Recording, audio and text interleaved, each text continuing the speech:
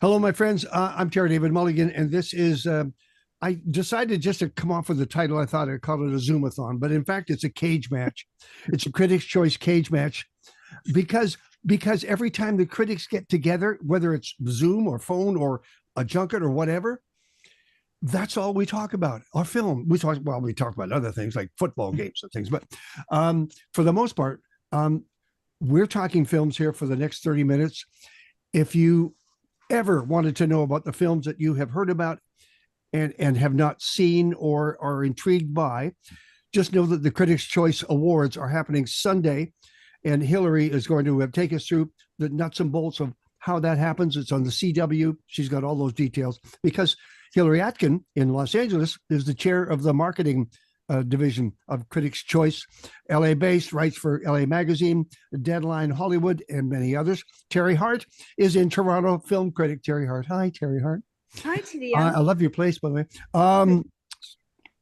Bonnie Laufer, almost from the land of three named people, Sirius XM Radio, and the CH Morning Live. She is a film critic, of course. And Shawn Edwards in Kansas City's WDAF TV Fox, also on the board of directors of the Critics' Choice. But all of that aside, friends, the only things that really happen, that really matter, are the nominations. And there's so many of them. Like if you just want to get caught up, I know I'm doing all the talking, but I'm going to get out of the way. Oppenheimer has 13 bids, nominations. Poor Things, followed by Killers of the Flower Moon, an even dozen. Three films are joining Barbie for the Best Picture lineup of The Holdovers with 8, Maestro with 8, American Fiction with 5, Color Purple with 5, Past Lives with 3, and Saltburn with 3. Now, my first question to all of you is starting at the top of the page with Bonnie. What kind of year was it in the movie business for you? What do you think? For me, I thought it was a great year for movies, to be honest with you. There was a lot to choose from, as you just said, TDM, that so many nominations for so many great films. You know, the best thing about Critics' Choice is that we get to nominate, 10 pictures in that category for Best Picture. And I think we kind of nailed it. I don't think there's anything that we really, really missed. We'll talk a little bit later about our favorite ones, but I thought there was a lot of diversity. I thought look, you can't ignore the Barbenheimer experience of the year. That was huge. Nobody expected that. I love that there was love for both films and that both sides supported each other, went to each other's films, encouraged everybody to get out to the theaters. So I think that was my favorite moment film-wise of 2023. Teri Hart? Yeah, I agree. I mean, Barbenheimer, we actually had a phenomenon this year in Barbie, right? This is a movie that will go down in history as something that we talk about, how it changed the game.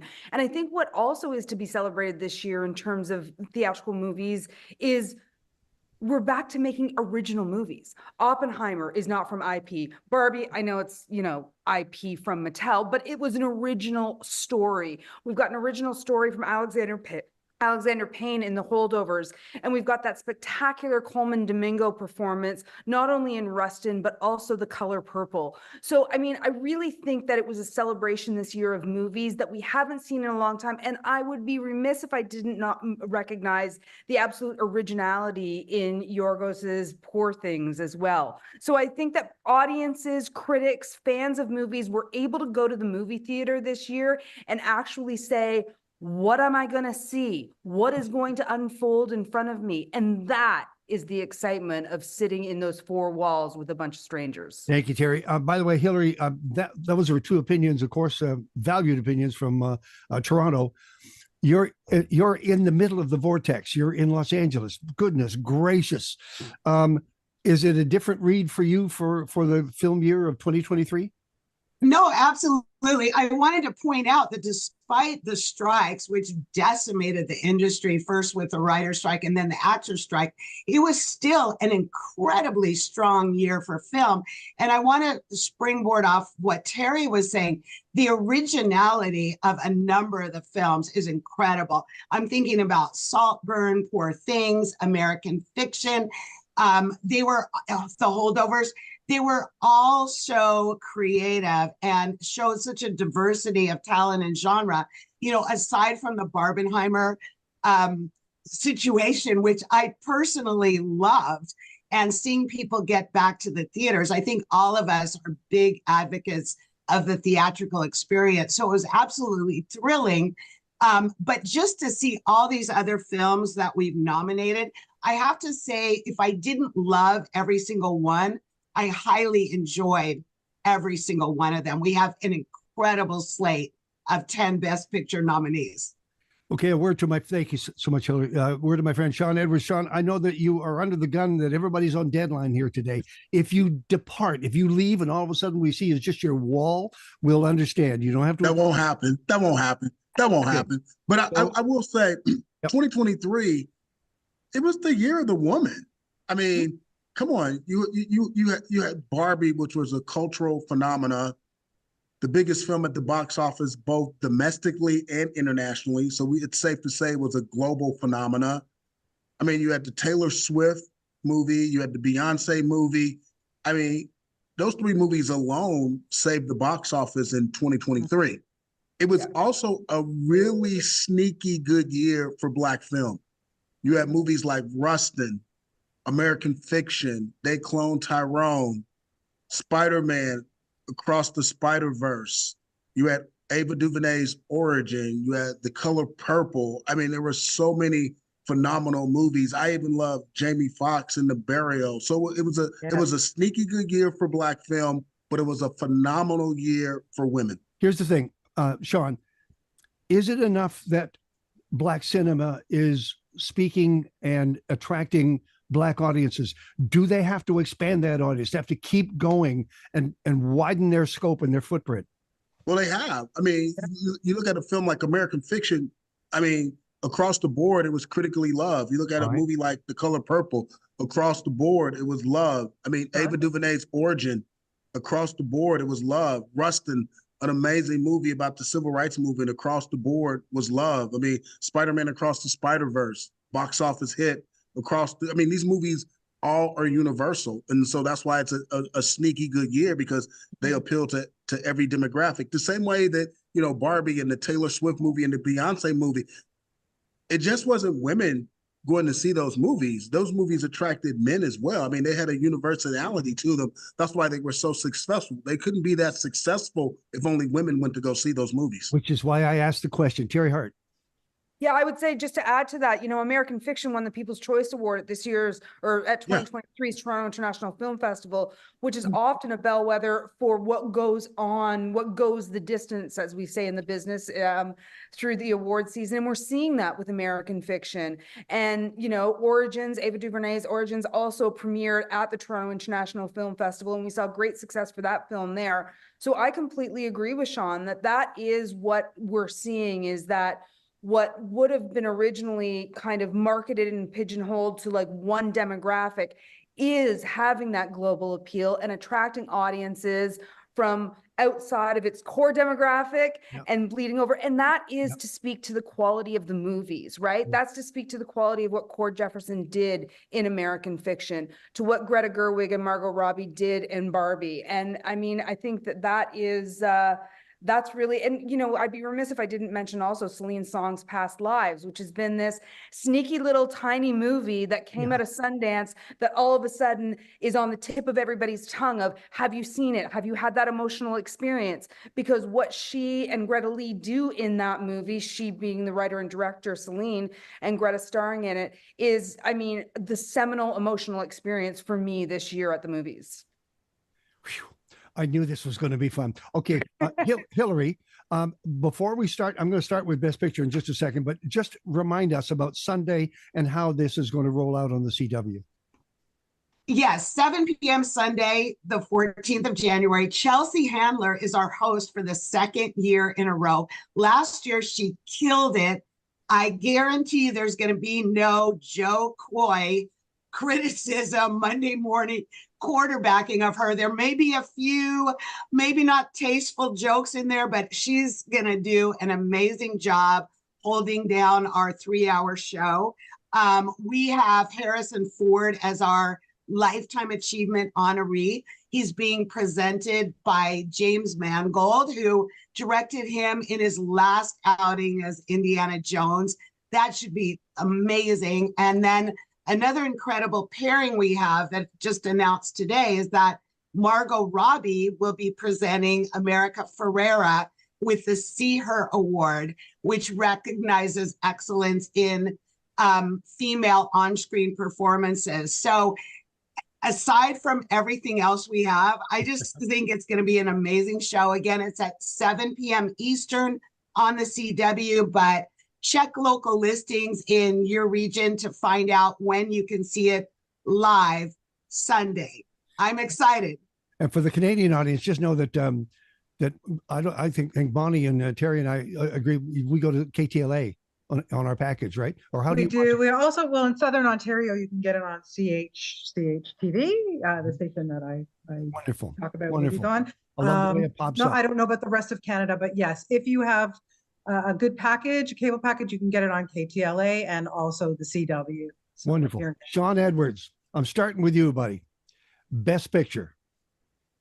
Best Picture at the Critics' Choice Awards this year will probably be Barbie. I mean, and it should be. I mean, but there's some stiff competition. I mean, you have Oppenheimer, and I'm not writing off the two little engines that could, the holdovers and American Fiction.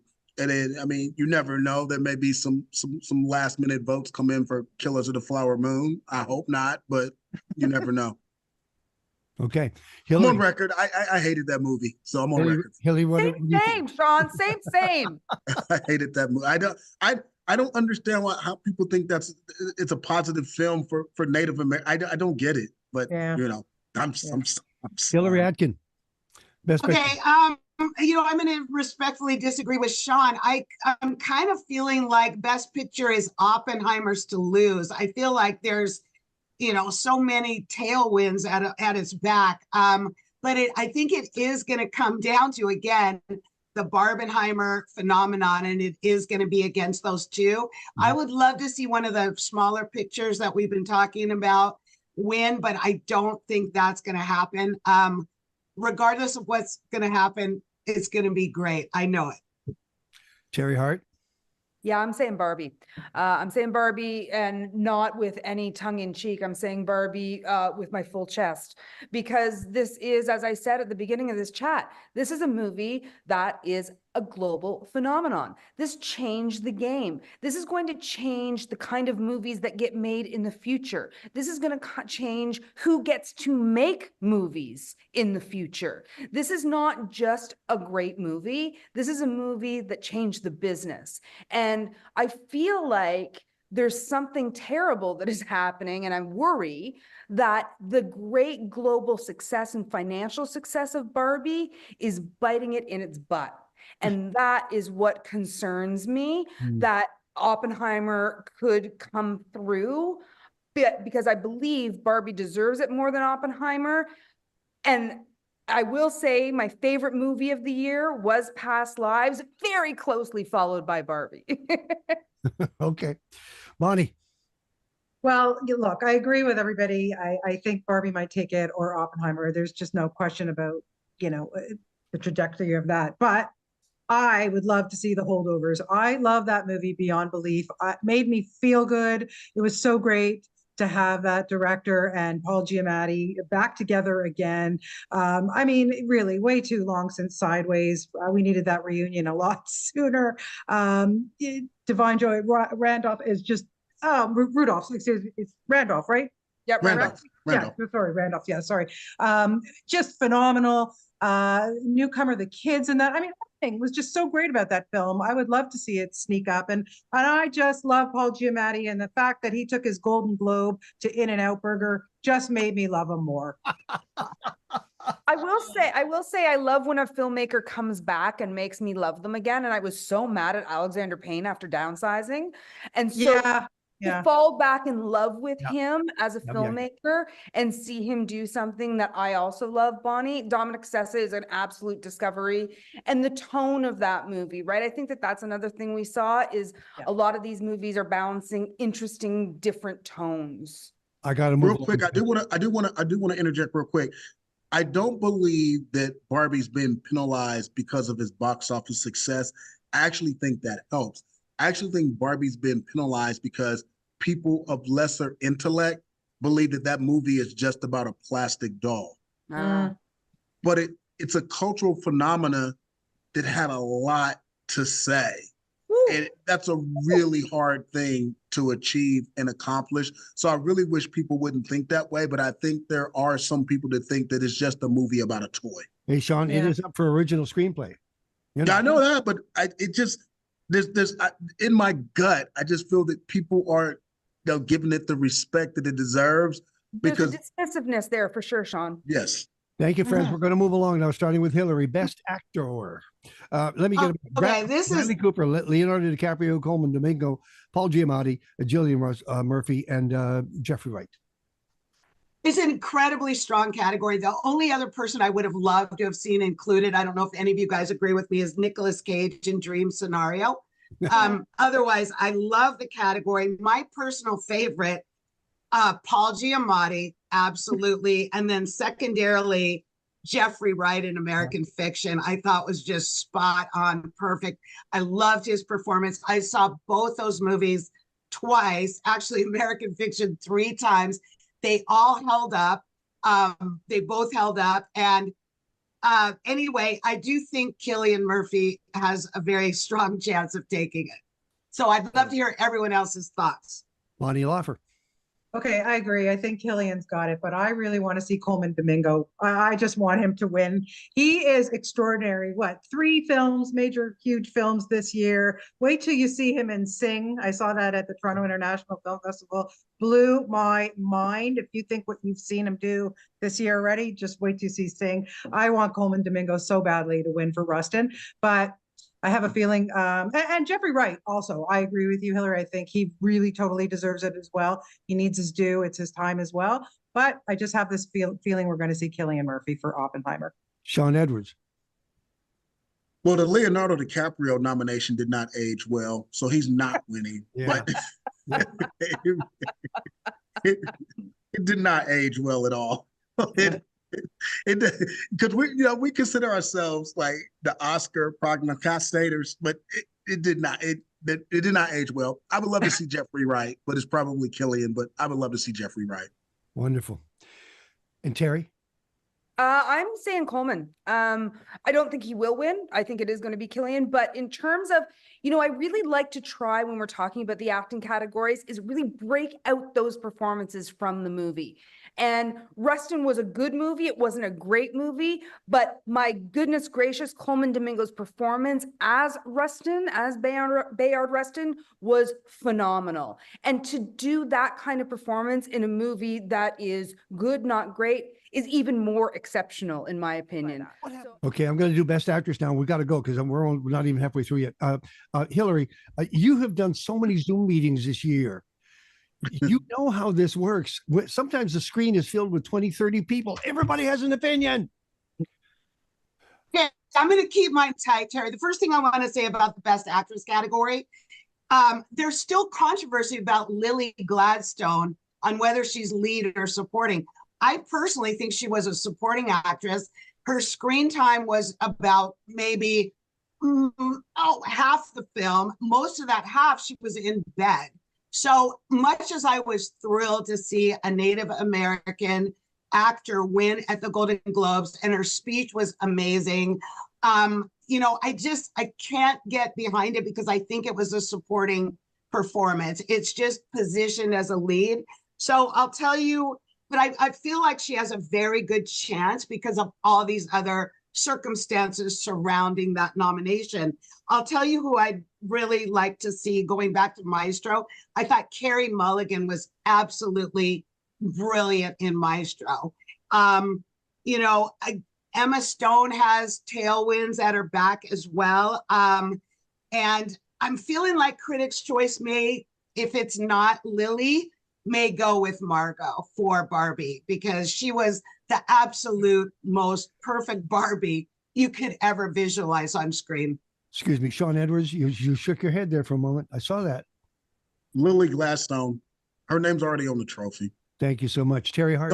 Nobody's skipping over, no organization skipping over that history. Okay. Teri Hart. Agreed. It will be, it should be Lily Gladstone. High mention also to Emma Stone, what she did in Poor Things, which is not one of my favorite movies of the year. But what she did with that performance was remarkable, but it will be Lily Gladstone. Well said. Bonnie Laufer. Ditto, like word for what Terry just said. That was just going to come right out of my mouth. But yeah, I'm rooting for Lily Gladstone. I think she's a brilliant actress, and I hope she gets it. But yeah, Emma did give us such a great performance in Poor Things. Plus, Lily went up. She went up to actress. It's not like she was a best actress lead who went down to supporting to win because it's easier. She went up where it's harder. Right. For sure. All the acting categories are tight this year. This from a man, Shawn Edwards, who says he is a movie critic and he loves wine, and he does the both together would be good. Yes. All right, best supporting actor and actress, starting with Hillary. Okay, I'm going to start with supporting actor. Again, this is a really incredible category, and one performance I want to call out. I don't think he's going to win. I absolutely love Sterling K. Brown in American Fiction. We've never seen him play this kind of character before. I was just blown away by it. My personal favorite is Ryan Gosling in Barbie. I loved Ryan. He was the absolute perfect Ken, and he was brave. The Kens made the movie. Without the Kens, there would be no Barbie. I feel like, God, any one of these other men could take this category. I'm feeling like Critics' Choice is going to go with Ryan and add to the wins that Barbie's going to get. And Terry, if you want me to continue on to supporting actress, every single one of these performances grabbed me. America Ferrera's in Barbie, her monologue, it's one for the film history books. However, we are also giving her the See Her Award. And I think that this category will become a race between Danielle Brooks and Davine Randolph, both of whom were absolutely incredible in their roles. Again, just thinking about their roles, taking them out of the film they were in. Those two are my favorites, and I'm having a hard time deciding. Bonnie. I'm going to go with supporting actor. I would like to see Charles Melton for May, December. I really hated that movie with passion, but I really thought that he did a very subtle, my heart broke watching his performance in that. That was not an easy performance. I don't think he's going to win. I don't know. I think Robert Downey Jr. might grab it for Oppenheimer. He can never do any wrong as far as I'm concerned. The guy's a brilliant actor, so I'll just slam it down there. For Best Supporting Actress, I really, really do hope that Danielle Brooks gets it. I think she was absolutely spectacular in The Color Purple. I loved The Color Purple. I've now watched it 3 times. I could probably recite it line for line. I just think it's amazing, and I really want to see Danielle Brooks, but I think Divine is going to get it for The Holdovers, which I wouldn't be upset about either. I think she was spectacular. Hey, Terry, what up? Supporting actor, Ryan Gosling. Supporting actress, Divine Joy Randolph. I think that these are, the ship hasn't left the building, or it's in the middle of the port. Yeah, for both of these categories. I think that one of the things coming out of Barbie that a lot of people said were they felt terrible coming out of Barbie and talking about Ryan Gosling and talking about the Kens. I think that what he did there was a revelation. People associate him with being quite a serious guy, and he was obviously having some fun, and also had a big emotional part to play in terms of Barbie's trajectory.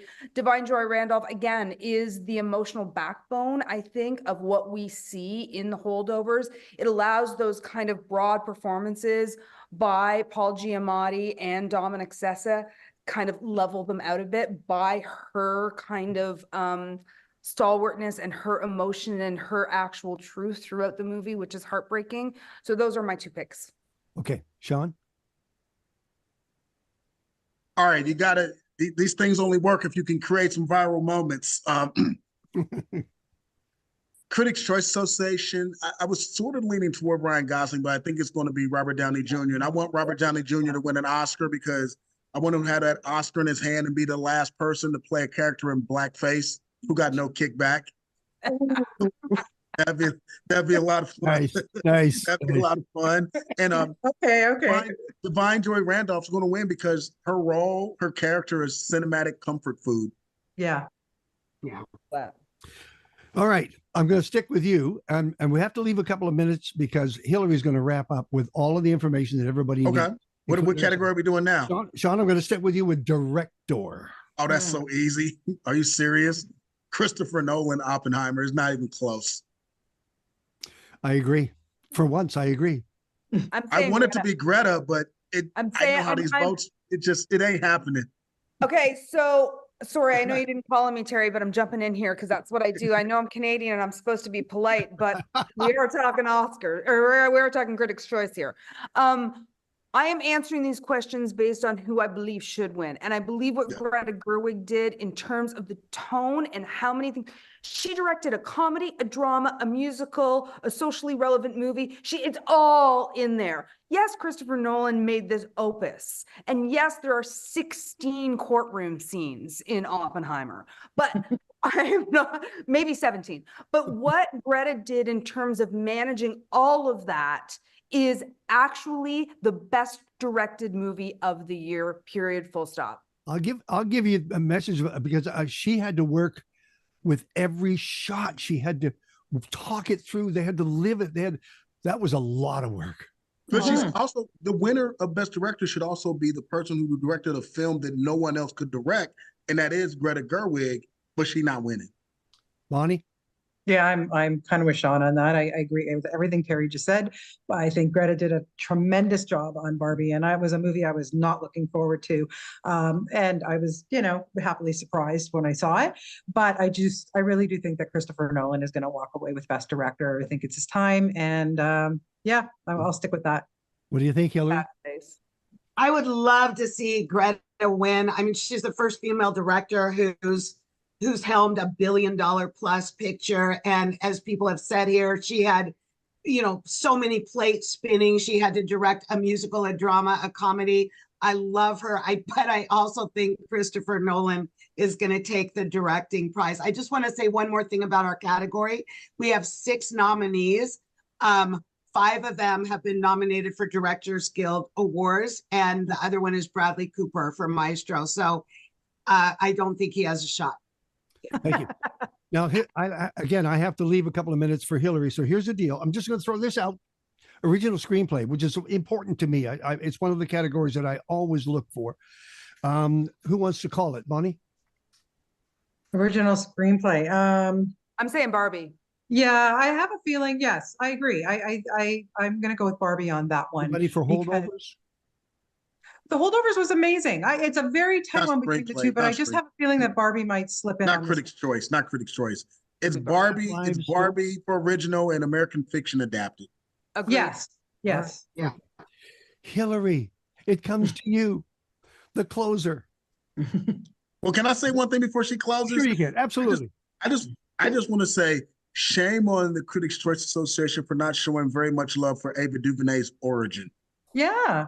What's up with that? I don't know. I just had to get that out. Okay. Enough. Yeah, Angelina was phenomenal. Cage. Yeah. I'm going to throw that in. What's up? What's yours, Hillary? I said, and for no love for Nicolas Cage. Right. Okay. But that's the nature of the game. Tell us about the Critics' Choice Awards Sunday night. Okay, Sunday night, January 14th, Chelsea Handler is hosting our approximately 3-hour show where we award the absolute best in film and television. Chelsea is going to be an amazing host. She did it last year. She knows the ropes. She knows the drill. I don't know if it matters to the TV audience. It's going to be on the CW, but we're at a different venue that is kind of ripe for comedic jokes. It's an airplane hangar, you guys, in Santa Monica, California. We've been there before, not for a couple of years. We have some amazing honorees, Harrison Ford getting the Lifetime Achievement Award and America Ferrera getting the See Her Award. And I just think it's going to be a fantastic show. I want to urge everyone to watch it live And check your local listings for the CW. It's at 7 p.m. Eastern. And Canadians, please tell us where we can watch it in Canada. Terry. Vaughn? Oh, if you are in Southern Ontario, CHCH out of Hamilton, and depending on your cable package, KTLA, or what's the other one, Bob? Also CW, but it's also under PIX, PIX. Right. So a few options in Canada as well. Does that mean that, Shawn, that people would have to make a choice in Kansas City whether to watch the football game or the? No, our football game's on Saturday. We're good. Oh, that's right too. Our football game's Saturday, so Sunday's wide open. Watch, please watch. Look at this. It's gonna be fun. Look at this. It's the year of the woman. So hopefully there's a lot of love in the room. In under the wire. Woo! There's going to be a lot of pink in the room. That I guarantee you. Yes. I love pink. Yes. Hillary, And Chelsea will have fun with the Barbie theme. Yeah. good luck with the red carpet. It's gonna be fun. It's always fun. It's always a fun. It's always a fun show. We'll be at home. I'm opening my wine. I'm good with you guys. Thank you so much for doing this. I knew thank it was you. gonna be fun. Thanks, Terry. Thanks for getting it together. Thank you all. Thanks, everybody. Thank you. Hey, Tara. Thank you. Thanks, everybody. All right, see you guys later. All right, Nice bye-bye. seeing Bye, y'all. Shawn.